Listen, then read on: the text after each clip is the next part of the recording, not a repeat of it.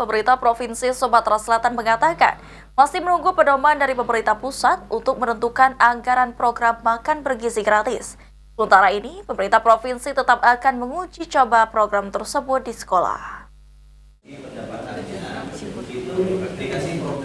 PJ Gubernur Sumatera Selatan Ellen Setiadi yang ditemui saat melakukan peninjauan uji coba makan siang gratis di SMK 2 Palembang mengatakan pemerintah Provinsi Sumatera Selatan masih menunggu pedoman dari pemerintah pusat untuk menentukan anggaran per porsi program makan bergizi gratis. Sementara itu, pemerintah Provinsi Sumatera Selatan tetap akan menguji coba program tersebut di sekolah-sekolah. Pihaknya masih berasumsi anggaran makan siang gratis dari pemerintah pusat, namun bila nantinya akan menggunakan APBD masih akan dilakukan penyesuaian terlebih dahulu. Masih menunggu dari pemerintah pusat seperti apa, konsumsi anggaran dari pusat.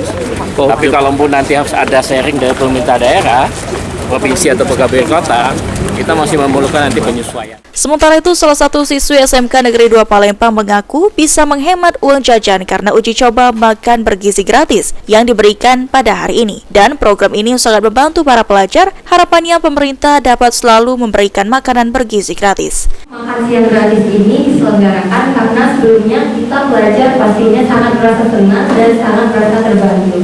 Aji Delia, PAL TV.